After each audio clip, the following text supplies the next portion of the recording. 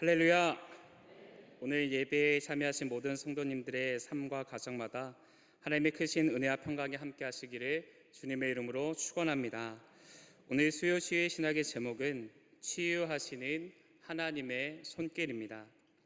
본문은 이사야 61장 1절로 3절까지입니다. 저는 일성교구를 담당하고 있는 박범규 목사입니다. 어느 날 신방을 간 한 가정에서 이런 간증을 들은 적이 있습니다. 목사님, 10살 겨울 방학 때의 일이었어요. 그날은 유난히 눈이 많이 왔던 날이었습니다. 친구들과 눈싸움을 하며 놀다가 장난삼아 얕은 얼음이 덮인 냇가 위를 걷게 되었는데 그만 얼음이 깨지고 말았습니다. 저는 갑자기 차가운 물속으로 빠져들었고 숨이 막히며 손발이 얼어붙는 공포를 느꼈습니다. 그 순간 어디선가 따뜻한 손이 제 팔을 움켜잡고 끌어올렸습니다. 그것은 아버지의 손이었습니다. 늘 무섭게만 느껴졌던 아버지였지만 그날은 저를 꽉 안아주며 괜찮다라고 다정히 말씀해 주셨습니다. 그 손길의 온기와 위로는 지금도 제 마음에 깊이 남아 있습니다. 라는 그런 말씀을 해주신 적이 있습니다. 사랑하는 여러분, 우리의 인생에도 이와 같은 순간이 있습니다. 예상치 못한 상황 앞에 마치 차가운 얼음물에 빠진 것처럼 숨이 막히고 또 몸부림쳐도 빠져나올 수 없는 절망의 순간을 경험할 때가 있습니다. 건강을 잃고 병마와 싸우며 삶의 기력이 꺾일 때가 있지요. 믿었던 사람의 배신으로 마음이 무너질 때도 있습니다. 끝이 보이지 않는 경제적인 어려움과 사회적 압박 속에서 좌절할 때도 있습니다. 그리고 무엇보다도 끊임없이 반복되는 죄의 유혹 앞에서 무너질 때, 그때 우리의 마음은 점점 얼어붙습니다. 삶의 온기는 사라지고 하나님조차 멀리 계신 것만 같은 그러한 생각들이 우리를 지배하게 됩니다. 그러나 그 순간 우리를 붙드시는 따뜻한 손길이 있습니다. 우리를 다시 일으켜 세우시고 부서진 심령을 싸매시며 괜찮다, 내가 너를 붙든다 라고 말씀하시는 하나님의 손길입니다. 오늘 우리가 함께 읽은 이사야 61장은 바로 그 손길을 보여주는 말씀입니다. 당시 이스라엘 백성들은 바벨론 포로 생활을 마치고 고향으로 돌아왔지만 그들의 현실은 여전히 무너져 있었습니다. 성전은 폐허가 되어 있었고 무너진 성벽은 다시 세워질 기미가 보이지 않습니다. 그리고 민족적 자존심마저도 땅에 떨어져 있었습니다. 무엇보다도 그들의 영혼은 깊은 낙심에 잠겨 있었습니다. 그런 그들에게 하나님은 이사야를 통하여서 놀라운 회복의 말씀을 주십니다. 너희는 아직 끝나지 않았다. 내가 다시 세우겠다 하시는 말씀이셨습니다. 그런데 더 놀라운 사실은 이 말씀을 예수님께서 직접 인용하셨다는 것입니다. 누가복음 4장에서 예수님은 회당에서 이사야의 두루마리를 펴시고 이 말씀을 읽으신 뒤에 선언하셨습니다. 이 말씀이 오늘 너희 귀에 응하였느니라 라고 말이지요. 이사야가 바라본 메시아, 고통받는 자를 회복시키실 분이 바로 자신이심을 선포하신 것입니다. 예수님께서 친히 말씀하신 이 선언은 2000년 전 유대 땅에만 국한된 말씀이 아닙니다. 지금을 살아가고 있는 저와 여러분에게도 동일하게 임하는 하나님의 음성입니다. 바라기는 오늘 말씀을 통하여서 하나님의 치유와 회복의 손길이 무엇인지에 대해서 함께 나눌 때 영적인 교훈과 기도의 제목을 얻는 복된 시간이 되시기를 주님의 이름으로 축원합니다. 첫째로, 하나님의 기름 부으심은 상한 자를 고치십니다. 이스라엘 백성은 포로에서 돌아왔지만 그들의 현실은 여전히 무너져 있었습니다.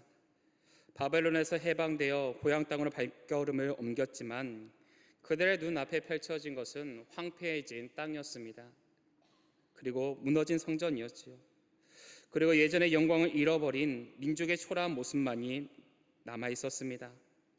과거 다윗과 솔로몬 시대의 영광을 기억하는 이들에게는 참혹한 현실이 되었고 젊은 세대에게는 희망이 보이지 않는 무기력한 상황이었습니다. 불타 무너진 성전, 예배의 중심이 사라졌지요. 백성들의 마음은 그것을 바라보며 산산조각이 나 있었습니다. 그때 하나님께서 이사야를 통하여서 메시아의 약속을 선포합니다. 그분은 단순한 정치적인 구원자가 아니었습니다. 그분은 먼저 마음이 무너진 자, 내면이 깨져 버린 자, 그들을 고치시는 분으로 오셨다라고 성경은 우리에게 말씀해주고 계십니다. 본문 1절입니다. 주 여호와의 영이 내게 내리셨으니 이는 여호와께서 내게 기름을 부으사 가난한 자에게 아름다운 소식을 전하게 하려 하심이라. 나를 보내사 마음이 상한 자를 고치며 포로된 자에게 자유를, 갇힌 자에게 누임을 선포하며라고 말씀하고 계십니다. 이 말씀은 단순한 위로가 아닙니다.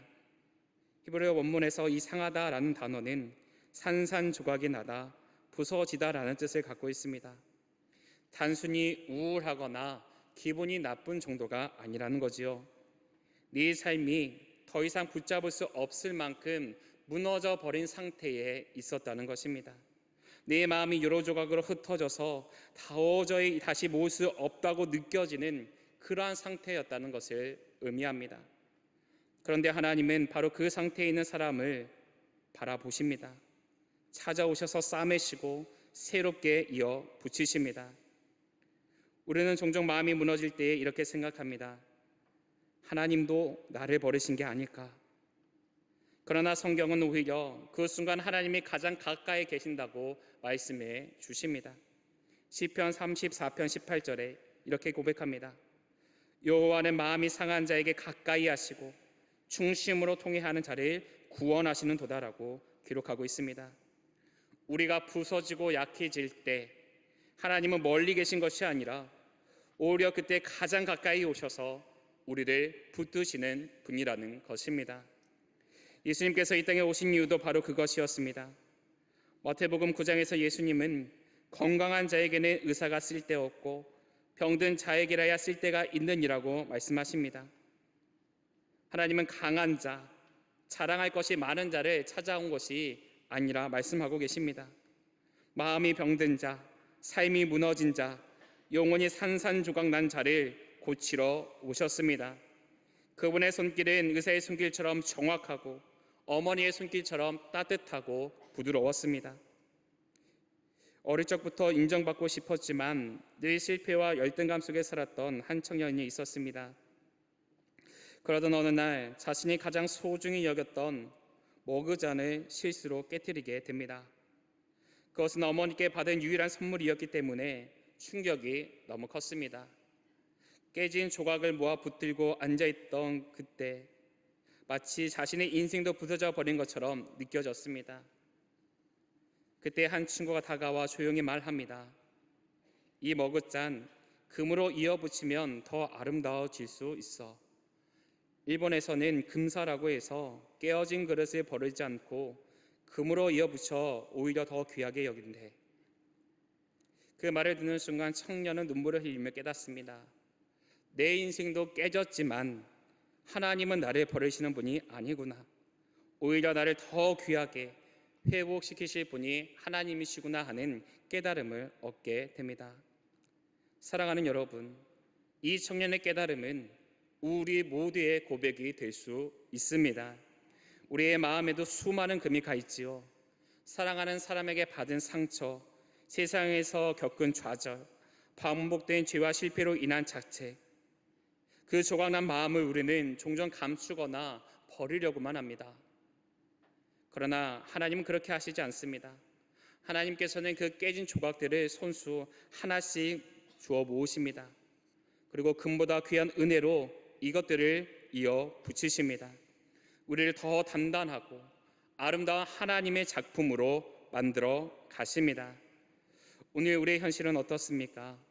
혹 우리의 마음이 상해져 있지는 않습니까? 누군가의 말 한마디가 깊은 상처가 되어 아직도 회복되어지지 못하고 있지는 않습니까? 병든 몸 때문에, 무너진 관계 때문에, 실패한 과거 때문에 도저히 다시 일어설 수 없다고 느끼고 계시지는 않습니까? 그렇다면 바로 그 자리가 하나님께서 싸매시고 고치시는 회복의 자리가 되는 줄로 믿습니다. 하나님은 상처 입은 마음을 싸매시는 분입니다. 이사야 42장에서 하나님은 메시아를 두고 이렇게 말씀하지요. 상한 갈대를 꺾지 아니하며 꺼져가는 등불을 끄지 아니하고. 사람들은 쓸모없다고 꺾어버리고 다 꺼져가는 불은 그냥 꺼버리려고 하지만 하나님은 그렇지 않으신다는 겁니다. 하나님은 상한 갈대를 꺾지 않고 다시 세우시고 꺼져가는 심지에 다시 불을 붙이시는 분이시라는 겁니다. 사랑하는 여러분, 하나님의 기름 부으심은 힘 있는 분들을 위해 있는 것이 아닙니다. 바로 마음이 상한 분들을 위해 있는 것입니다. 하나님은 오늘도 그 상한 자리에 찾아오십니다. 우리의 마음의 가장 아픈 자리, 누구에게도 말하지 못할 눈물의 자리에 다가오셔서 우리를 고쳐 주십니다. 하나님은 깨진 마음은 버리지 않으십니다. 오히려 은혜로 이것들을 이어 붙이시고 더 단단하고 빛나는 그릇으로 빚어 가십니다. 그러므로 오늘 우리 기도는 이것이어야 합니다. 주님, 제 마음을 아십니다. 산산조각 난 나의 이 심령 주님께 내어 드리오니 이것을 붙여 주옵소서. 우리가 그 고백을 하나님 앞에 올려드리게 될 때에 하나님께서는 반드시 응답하여 주십니다. 왜냐하면 그분의 기름 부으심은 언제나 상한 자를 향해 있기 때문입니다. 사랑하는 여러분, 오늘도 하나님의 손길을 기대하십시오. 주님께서 저와 여러분의 마음을 고치시고 눈물을 닦아주시고 다시 일어서게 하여 주실 줄로 믿습니다. 바라기는 이러한 마음을 하나님께 드리심을 통하여서 치유하시고 싸매시는 하나님의 위로가 저와 여러분에게 임하시게 되기를 간절히 축원합니다. 둘째로, 하나님은 포로된 자를 자유케 하십니다. 본문 1절에 이런 말씀이 있습니다. 포로된 자에게 자유를, 갇힌 자에게 노임을 선포하며 라고 기록합니다. 이스라엘 백성은 바벨론 포로 생활에서 돌아왔었습니다. 그러나 몸은 해방되었지만 마음은 여전히 갇혀 있었습니다. 성전은 폐허로 남아 있었고 성벽은 무너져 있었고 사회는 혼란과 빈곤 속에 있었습니다. 이들의 영혼은 마치 아직도 쇠사슬에 묶인 사람처럼 자유롭지 못했다는 겁니다. 바깥의 상황은 달라졌을지 모르지만 내면의 상황들은 별반 달라지지 않았다는 것입니다. 그때 하나님은 선지자를 통해 말씀합니다. 자유를 선포하라. 여기서 선포하다라는 말은 단순히 위로의 말을 해주는 것이 아니었습니다. 여기서 히브리어 표현으로 이 표현은 외치다, 명령하다, 공포하다라는 뜻을 담고 있습니다. 다시 말해 하나님의 주권적인 명령이라는 겁니다. 사람의 말이 아니라 창조주 하나님의 입에서 나오는 권세 있는 선언이라는 것이지요. 그러므로 이 말씀이 선포되는 순간 새로운 역사가 시작되었습니다. 실제로 이 말씀을 붙든 공동체는 성전을 재건하기 시작했고 민족은 다시 일어나 하나님의 백성으로 정체성을 회복해 나아갔습니다. 사랑하는 여러분, 이 말씀은 과거 이스라엘에게만 주신 그런 말씀이 아닙니다. 오늘을 사는 우리에게도 동일하게 주시는 말씀입니다. 오늘을 사는 우리를 속박하는 것들이 얼마나 많이 있습니까? 그 중에서도 우리를 계속해서 무너뜨리고자 하는, 그렇게 무너뜨리고 도전하는 것들에게는 크게 세 가지가 있을 것입니다. 첫 번째는 과거의 상처입니다. 오래전 들었던 그 말 한마디가 상처가 되어져서 해결되지 않는 관계의 아픔이 오늘까지도 우리를 가두고 있습니다. 이미 지나간 일이지만 그 기억은 여전히 우리를 붙잡아 자유를 누리지 못하게 만듭니다. 나는 다 그때 끝났어. 나는 다시는 회복할 수가 없어. 이런 생각이 우리를 영적인 감옥에 가두어 버린다는 것입니다. 두 번째는 중독과 습관적 죄의 문제입니다. 물질과 돈에 대한 탐욕, 사람들의 인정에 목말라 하는 집착, 스마트폰과 인터넷, 음란과 술과 도박에 묶여있는 삶. 아무리 끊으려 해도 스스로 힘으로는 끊어내지 못하는 반복된 죄의 굴레 속에서 우리는 또다시 넘어지고 맙니다. 그때마다 죄책감은 더 깊어지고 포로 상태는 더욱더 견고해지게 되는 것을 경험하게 됩니다. 세 번째는 자책과 죄책감이라는 감옥입니다. 나는 실패자야. 나는 안 돼. 나는 하나님께도 버림받았어. 이런 생각은 보이지 않는 쇠사슬이 되어 우리의 기도를 막습니다. 찬양을 뺏어가고 믿음을 약화시킵니다. 결국 우리는 포로처럼 생활하게 만든다는 겁니다. 자유를 빼앗긴 자처럼 살아가게 되는 것이죠. 그러나 여러분, 예수님께서 이 땅에 오신 이유가 어디에 있습니까? 어떠한 이유로 이 땅 가운데 오셨습니까? 바로 이 말씀을 성취하시기 위함입니다. 누가복음 4장에서 예수님은 이사야 61장을 직접 인용하시고 이 말씀이 오늘 너희 귀에 응하였다라고 선포하십니다. 예수님은 포로된 자를 자유케 하시는 메시아로 오셨습니다. 십자가에서 우리의 죄와 결박을 대신 지시고 부활을 통하여서 사망과 절망의 죄 사슬을 끊어 주셨습니다. 요한복음 8장에서 예수님은 이렇게 말씀하십니다. 그러므로 아들이 너희를 자유롭게 하면 너희가 참으로 자유로우리라. 이 자유는 단순히 외적인 해방만을 의미하지 않습니다. 내면 깊은 곳의 속박에서부터 자유케 하시는 영적인 해방입니다.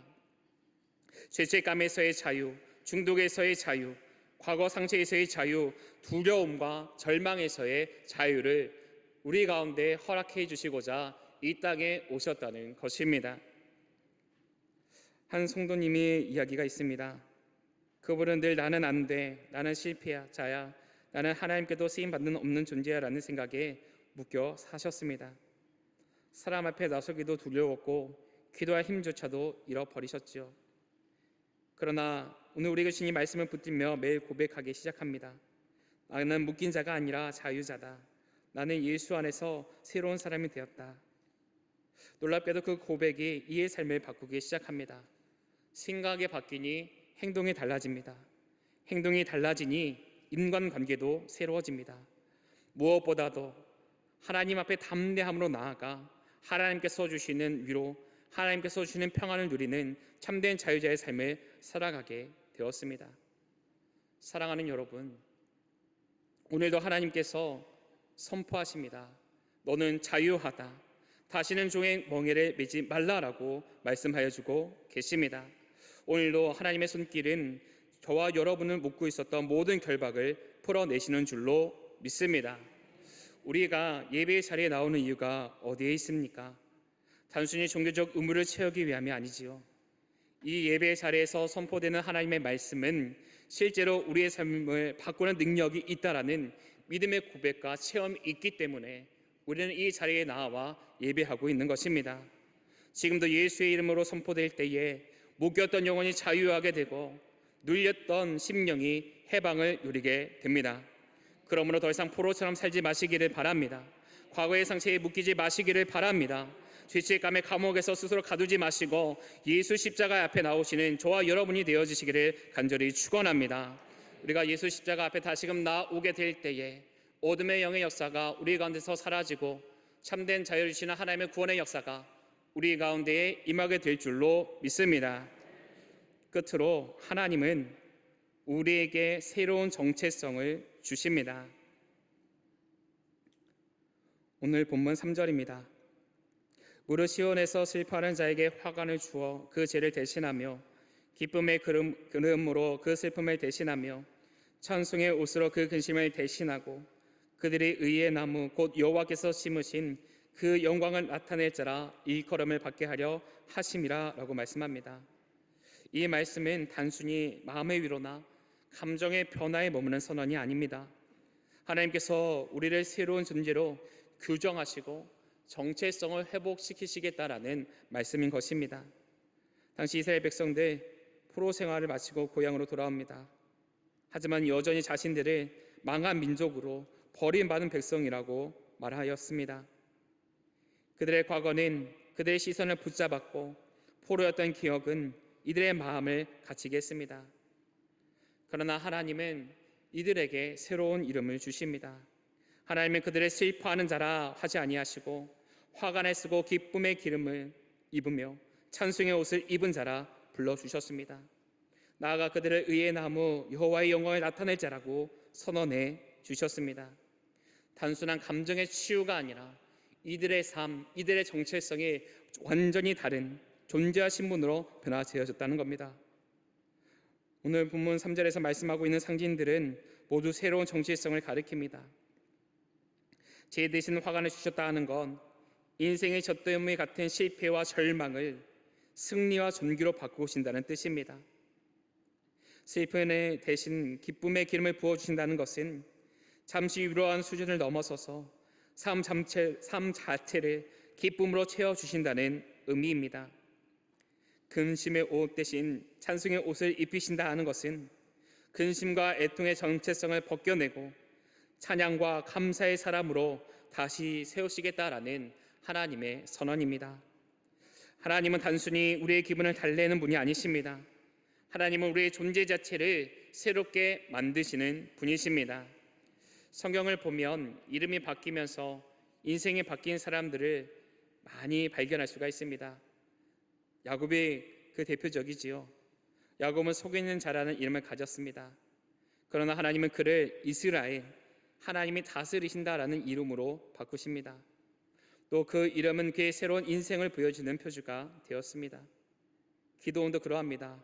스스로의 가장 작은 자라고 고백하였지만 하나님께서 그를 큰 용사라고 불러주셨습니다. 그리고 그 부르심에 순종했을 때에 그는 실제로 이스라엘의 능력 있는 지도자가 되었습니다. 시몬은 흔들리는 어부였으나 예수님은 그를 베드로라고 불러주십니다. 반석으로 삼아주셨습니다. 사람들은 그의 과거를 보았지만 하나님은 미래의 가능성을 보셨고 그 이름은 결국 교회의 기초가 되는 그러한 사명을 드러내는 데 쓰임받게 되었던 것을 우리는 기억합니다. 사랑하는 여러분, 오늘 우리도 마찬가지입니다. 세상은 우리에게 수많은 이름을 붙입니다. 실패자, 낙오자, 무가치한 자, 죄인. 때로는 우리가 스스로를 그렇게 규정하기도 합니다. 나는 안 돼. 나는 쓸모없는 사람이야. 나는 하나님께도 버림받았어. 그러나 하나님은 오늘도 우리를 새 이름으로 불러주십니다. 하나님이 말씀합니다. 너는 내 기쁨이다. 너는 의의 나무다. 너는 내 영광을 나타낼 자라 말씀해주고 계십니다. 어떤 집사님이 계셨습니다. 이분은 늘 자신을 부족한 사람, 믿음이 없는 사람이라고 말씀하곤 했습니다. 그러나 어느 날 이 말씀을 듣고 크게 은혜를 받게 됩니다. 하나님이 나를 의의 나무라 부르신다고, 하나님이 나를 영광을 나타낼 자라 하신다고. 그날 이후로 그는 입술의 고백을 바꾸게 됩니다. 나는 하나님의 기쁨을 입은 자다. 나는 하나님의 영광을 드러내는 자다라고 말씀하게 됩니다. 이때에 이가 이전과는 전혀 다른 삶을 살아가게 되고 세상 가운데 속에서 움츠러들지 않고 주의 복음을 증거하는 복음 전도자의 삶을 살아갔다라는 것입니다. 사랑하는 여러분, 정체성이 바뀌면 삶이 전혀 달라지게 됩니다. 하나님은 슬픔 대신 기쁨을, 근심 대신 찬송을, 실패 대신 승리를 우리 가운데에 주십니다. 우리가 스스로를 어떻게 규정하든지 하나님께서 우리를 부르시는 이름이 진짜 우리의 정체성인 줄로 믿습니다.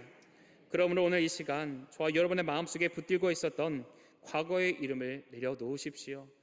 실패자, 무가치한 자, 소망이 없는 자, 그 이름을 버리시고 하나님께서 주신 새 이름을 붙드십시오. 나는 하나님의 자녀이다. 나는 주님의 기쁨이다. 나는 의의 나무다. 나는 하나님의 영광을 나타낼 자다라고 선포하시는 저와 여러분이 되시기를 간절히 바랍니다. 오늘 우리에게 주신 이 말씀을 붙잡고 살아나가게 될 때에 하나님께서 주신 새로운 정체성을 가지고 세상과 열방 가운데에 하나님의 살아계심을 비추는 영적인 자녀로, 빛의 자녀로 살아나가게 될 줄로 믿습니다. 바라기는 이러한 믿음으로 하나님의 회복의 역사를 경험하시는 저와 여러분이 되시기를 주님의 이름으로 축원합니다. 기도하시겠습니다. 사랑하는 하나님, 감사합니다.